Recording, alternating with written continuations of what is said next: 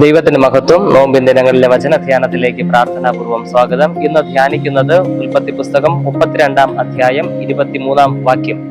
അങ്ങനെ അവൻ അവരെ കൂട്ടി ആറ്റിനക്കരെ കടത്തി, തനിക്കുള്ളതൊക്കെയും അക്കരെ കടത്തിയ ശേഷം യാക്കോബ് തനിയെ ശേഷിച്ചു. തന്റെ പിതൃദേശത്തിലേക്ക് മടങ്ങി വരുന്ന യാക്കോബ് യാബോക്ക് കടവിൽ തനിച്ചാകുന്ന സന്ദർഭമാണ് ഈ പാഠഭാഗം. എന്തിന് യാക്കോബ് തനിച്ച് അവിടെ ശേഷിക്കണം? ഒപ്പം ആരെയെങ്കിലും കൂട്ടിക്കൂടായിരുന്നോ? മക്കളുണ്ട്, ദാസീദാസന്മാരുണ്ട്, കായിക ബലമുള്ളവരും ഒക്കെ ഉണ്ടല്ലോ. അവരിൽ നിന്ന് ആരെയും കൂട്ടാതെ എന്തുകൊണ്ടായിരിക്കും തനിച്ച് നിന്നത്? ഇപ്രകാരം നിൽക്കുന്നതിന് ഒരു കാരണമുണ്ട്. താൻ ആരെയാണോ അഭിമുഖീകരിക്കുവാനായിട്ട് മനസ്സുകൊണ്ടും ശരീരം കൊണ്ടും തയ്യാറെടുക്കുന്നത്, ആ വ്യക്തി, അതെ, തന്റെ ജ്യേഷ്ഠനായ ഏശാവ് 400 പേരെയും കൂട്ടിക്കൊണ്ട് തനിക്കെതിരെ വരികയാണ്. എന്താണ് ഈ വരവിന്റെ കാരണമെന്നറിയാതെ യാക്കോബ് ഭയപ്പെടുന്നുണ്ട്. ഈ ഭയത്തിന്റെ പിന്നാലെ യാക്കോബ് ചെയ്യുന്നത് മക്കളെയും കുടുംബത്തെയും ദാസീദാസന്മാരെയും ഒക്കെ 2 കൂട്ടമായി തിരിച്ച് അവരെ മുന്നോട്ടുള്ള യാത്രയ്ക്ക് വേണ്ടി ക്രമീകരിക്കുന്നുണ്ട്.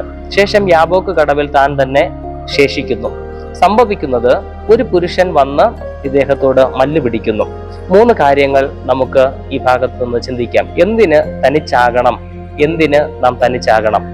ദൈവത്തെ കണ്ടുമുട്ടാൻ നാം തനിച്ച് ആകണം. ഒരു പുരുഷൻ ഇങ്ങോട്ട് വന്ന് യാക്കോബിനോട് മല്ല് പിടിച്ചു എന്നാണ് തുടർന്ന് നമുക്ക് മനസ്സിലാക്കുവാനായിട്ട് സാധിക്കുന്നത്. വചനം ഇങ്ങനെ രേഖപ്പെടുത്തിയിരിക്കുന്നുണ്ട് 24-ാം വാക്യത്തിൽ. അപ്പോൾ ഒരു പുരുഷൻ ഉഷസാകുവോളം അവനോട് മല്ല് പിടിച്ചു. വീണ്ടും താഴോട്ട് പഠിക്കുമ്പോൾ യാക്കോബ് പറയുന്നത് ഇങ്ങനെയാണ്: ഞാൻ ദൈവത്തെ മുഖാമുഖമായി കണ്ടിട്ടും എനിക്ക് ജീവഹാനി വന്നില്ല എന്ന് യാക്കോബ് പറയുന്നു. ദൈവത്തെ അഭിമുഖീകരിക്കുവാൻ നാം ചില ഇടങ്ങളിൽ ഇത്തരത്തിൽ തനിച്ചാക്കപ്പെടുന്നു എന്നുള്ളത് മനസ്സിലാക്കുക. നാം തനിച്ചാക്കപ്പെടുന്നത് ദൈവം നമ്മോട് കൂടെ ഇല്ലാത്തത് കൊണ്ടല്ല, മറ്റെല്ലാവരെയും നമ്മിൽ നിന്ന് അകറ്റി നമ്മിലേക്ക് ദൈവം ഇറങ്ങി വരുന്നതിന് വേണ്ടി നമ്മെ ചില ഇടങ്ങളിൽ ദൈവം തനിച്ചാക്കുന്നുണ്ട്, അല്ലെങ്കിൽ തനിച്ചാകുന്ന സാഹചര്യങ്ങൾ ദൈവം ഉണ്ടാക്കുന്നുണ്ട്. അത് നമ്മെ സ്നേഹിക്കാത്തത് കൊണ്ടല്ല, അത്രമേൽ നമ്മെ സ്നേഹിക്കുന്നത് കൊണ്ടും അത്രമേൽ നമ്മോട് അടുത്തു വരുന്നതിന് വേണ്ടിയും ആണ് എന്ന് മനസ്സിലാക്കേണ്ടത് ഏറെ അത്യാവശ്യമാണ്. 2, എന്നെ അനുഗ്രഹിച്ചല്ലാതെ ഞാൻ നിന്നെ വിടുകയില്ല എന്ന് തനിച്ചായ യാക്കോബ് പറയുകയാണ്.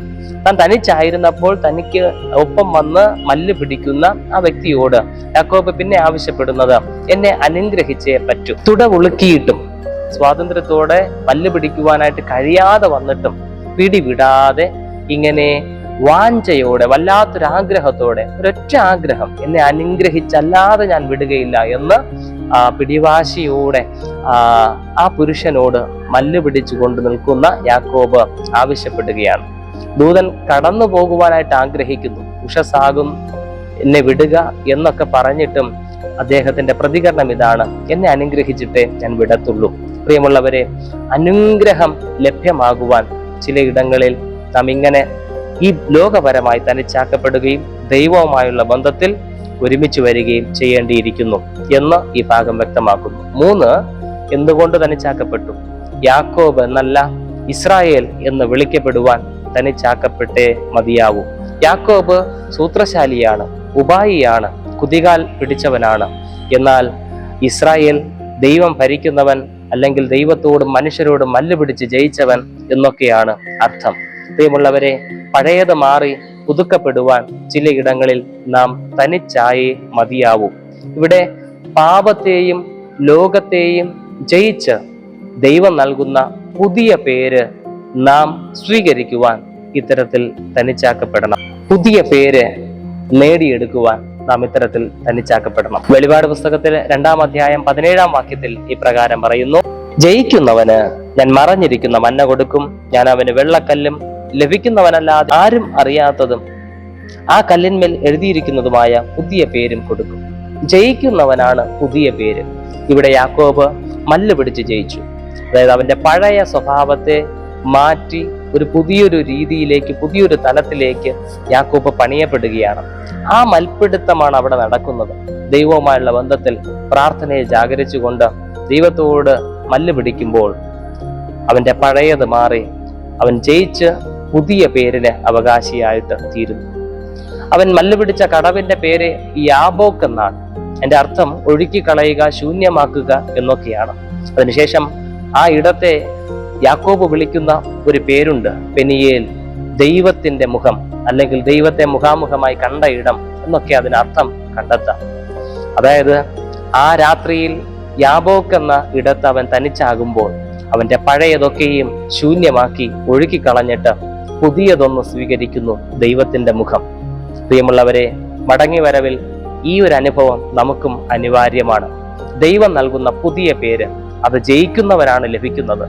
ജയിക്കുവാൻ ചിലയിടങ്ങളിൽ തനിച്ചാക്കപ്പെടണം. അവിടെ നാം ദൈവത്തെ മുഖാമുഖം കണ്ടേ മതിയാവൂ.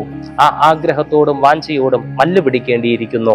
അനുഗ്രഹിച്ചല്ലാതെ നിന്നെ വിടില്ല എന്ന വാശിയോടും വാഞ്ചയോടും ദൈവത്തിന്റെ പാദപീഠത്തിൽ ഇരിക്കുവാൻ നമുക്ക് കഴിയണം. എഴുന്നേൽക്കുമ്പോൾ, ജയിക്കുമ്പോൾ നമുക്ക് ലഭിക്കുന്നത് പുതിയ ഒരു പേരാണ്, ഇസ്രായേൽ. ദൈവം അനുഗ്രഹിക്കട്ടെ. പ്രാർത്ഥിക്കാം. കാരുണ്യവാനായ കർത്താവേ, അങ്ങയുടെ സന്നദ്ധിയിൽ വിനയപ്പെടുന്നു. പഴയതിനെ ത്യജിച്ച് നീ നൽകുന്ന പുതിയത് നേടിയെടുക്കുവാൻ തനിച്ചായേ മതിയാവൂ എന്ന് അങ്ങയുടെ വചനം ഞങ്ങളെ പഠിപ്പിക്കുമ്പോൾ, ലോകത്തിരക്കുകളുടെ ഇടയിൽ കർത്താവെ നിന്റെ പാദപീഠത്തിൽ തനിച്ചിരിക്കുവാൻ സമയം കണ്ടെത്തുന്നതിന് അങ്ങ് ഞങ്ങളെ സഹായിക്കണമെന്ന് പ്രാർത്ഥിക്കുന്നു.